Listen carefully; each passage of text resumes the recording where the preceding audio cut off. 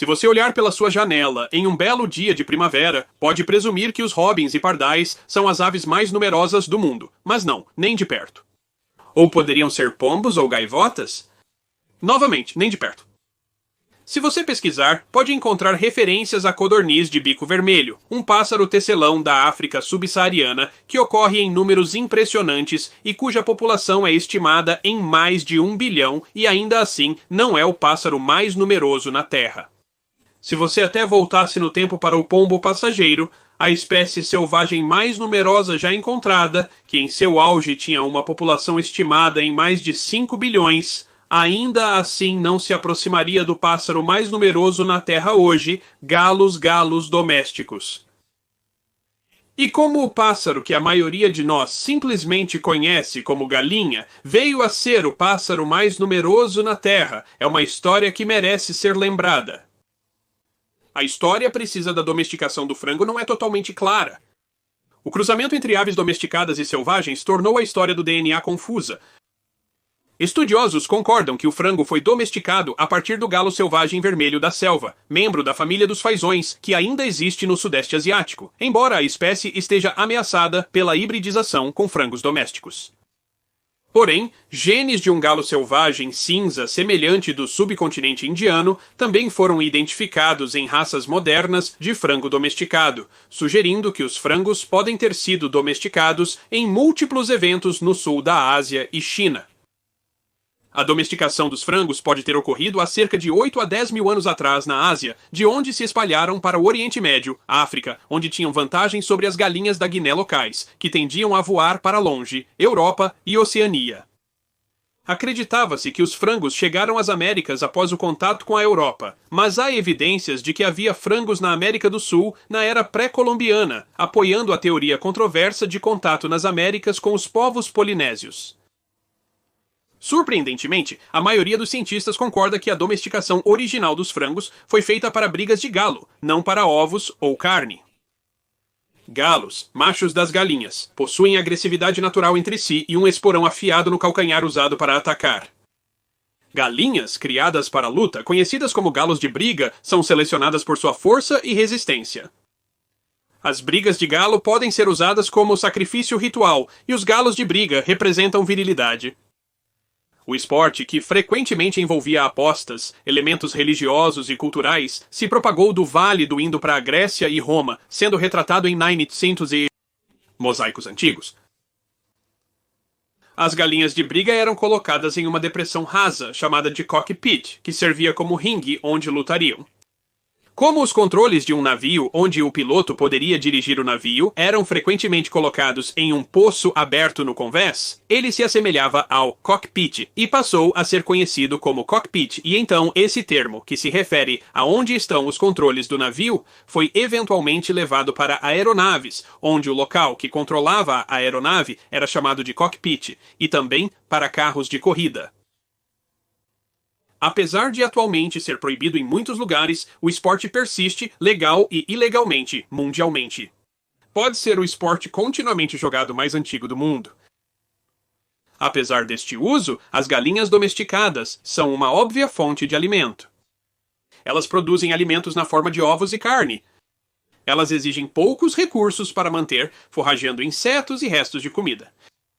Elas voam mal e são fáceis de confinar em gaiolas protegidas à noite.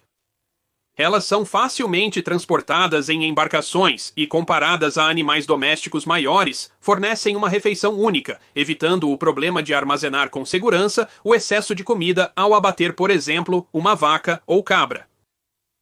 Os ovos também são mais fáceis de preservar e transportar do que o leite.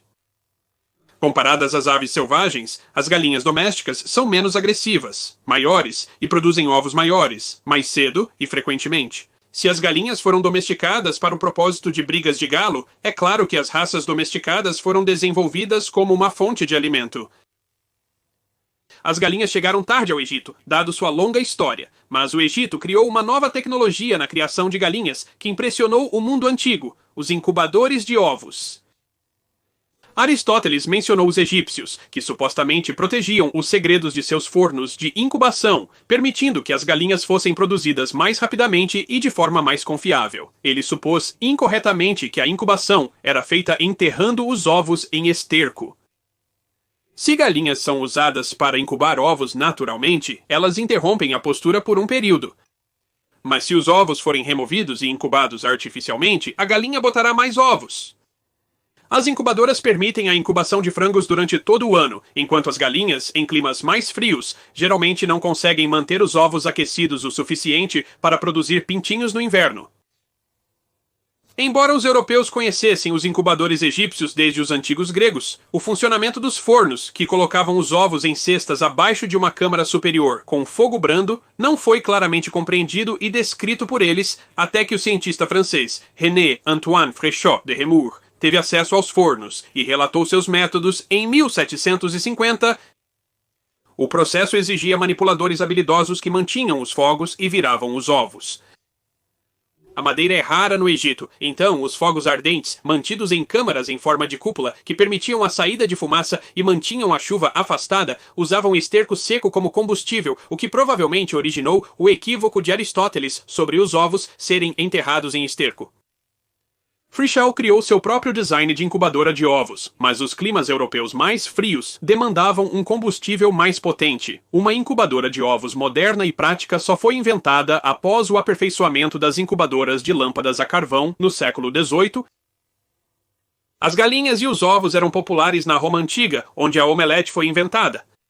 Em certo período, Roma proibiu a engorda de galinhas e limitou o consumo de frango a 1 por refeição para conservar os estoques de trigo. A resposta foi inventar o capão, um galo castrado que pode crescer até o dobro do seu tamanho normal. O frango era uma das proteínas mais comuns na Europa medieval, pois animais maiores eram proibitivamente caros, enquanto os frangos eram relativamente baratos de adquirir e manter. Mas os arqueólogos notaram um aumento significativo nos ossos de frango no registro arqueológico, começando por volta de 900 a 1000 d. Historiadores sugeriram várias razões para o aumento súbito no consumo de frango no alto período medieval, como a maior urbanização e melhores condições de vida. Mas o maior fator impulsionador pode ter sido a prática religiosa.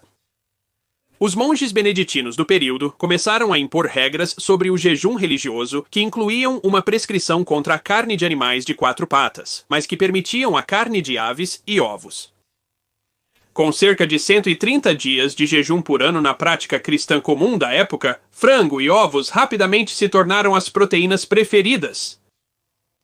Um estudo de 2017 da Universidade de Oxford em ossos de frango do período medieval alto descobriu que seu DNA estava se alterando rapidamente, pois as pessoas selecionavam espécies maiores, menos agressivas, que produziam mais e maiores ovos.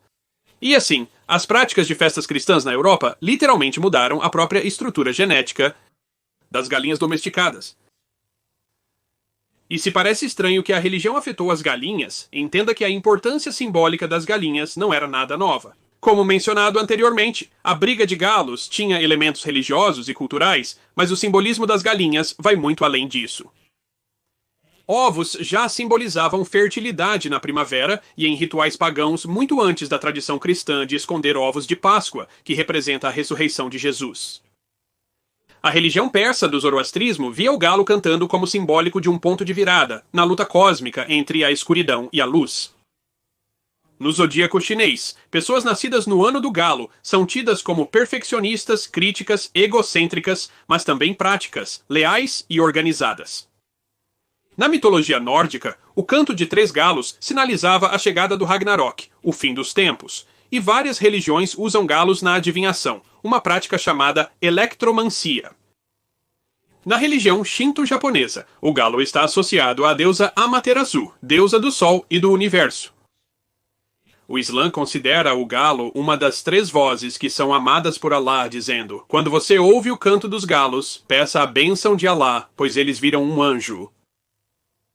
Os evangelhos do Novo Testamento cristão contam a história de Jesus dizendo a Pedro que antes do galo cantar, você me negará 3 vezes. O galo pode ser visto como nefasto, mas seu canto levou Pedro ao arrependimento, simbolizando também graça e perdão. O galo é o símbolo de São Pedro, e no século IX, o Papa Nicolau I decretou que um galo deveria ser colocado no topo de todas as igrejas como um lembrete da negação de Pedro a Cristo. Não apenas o galo ainda adorna o topo de muitas igrejas europeias, mas o decreto de Nicolau iniciou a tradição de colocar galos em cataventos.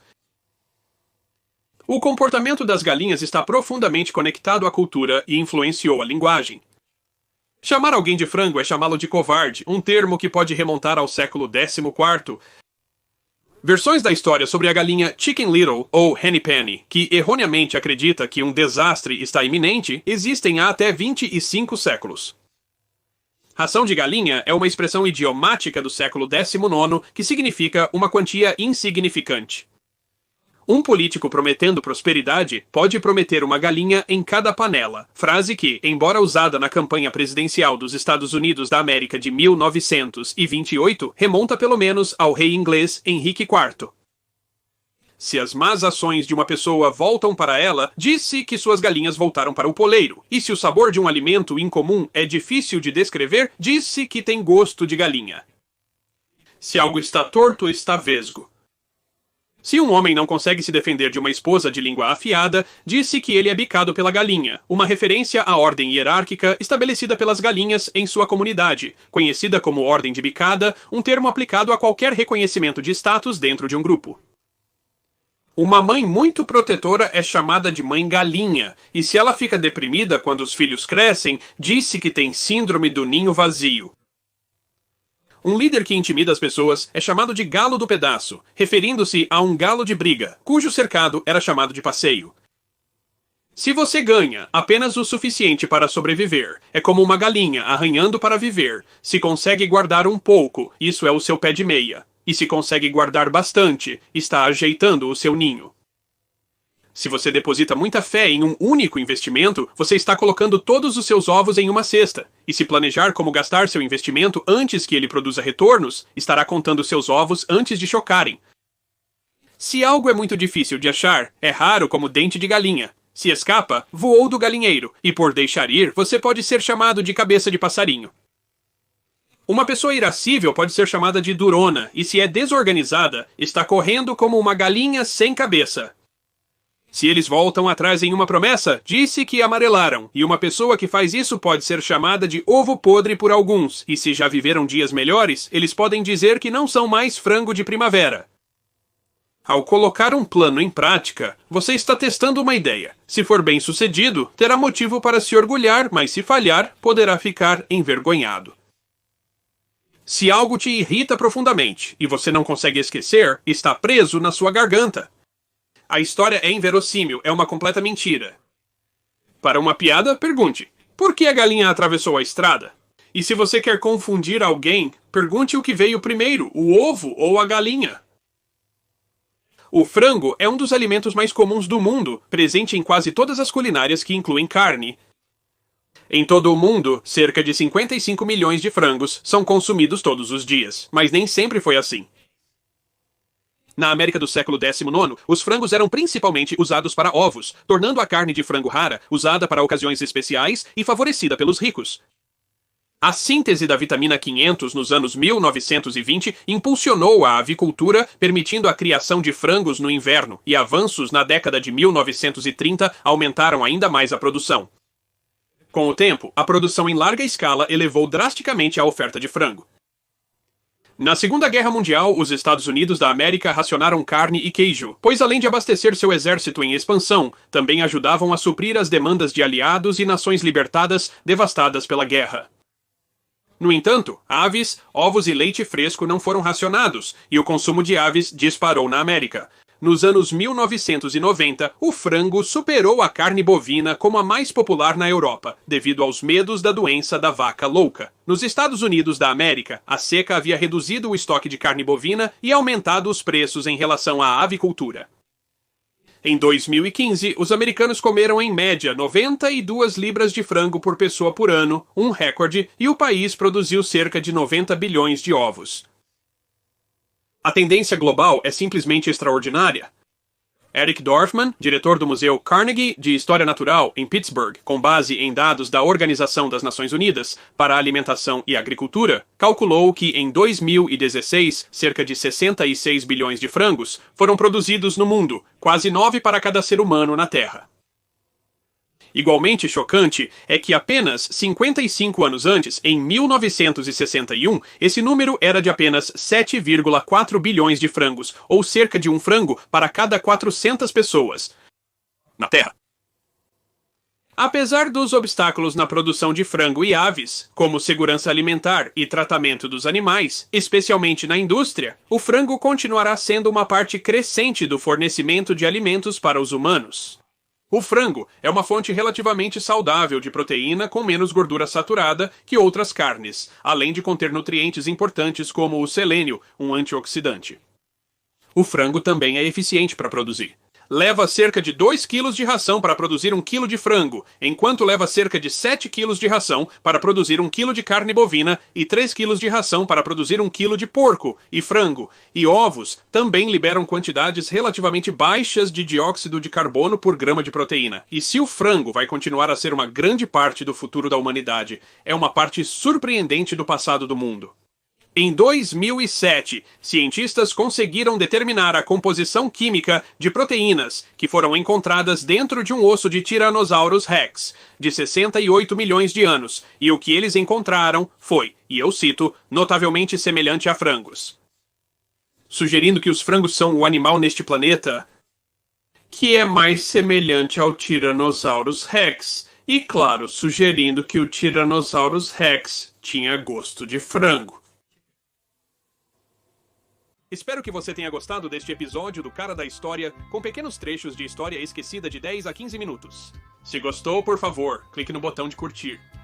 Caso tenha perguntas, comentários ou sugestões para próximos episódios, deixe-os nos comentários, responderei pessoalmente. Siga o History Guy no Facebook, Instagram, Twitter e confira nossos produtos em teespring.com. Para mais episódios sobre a história esquecida, inscreva-se no canal.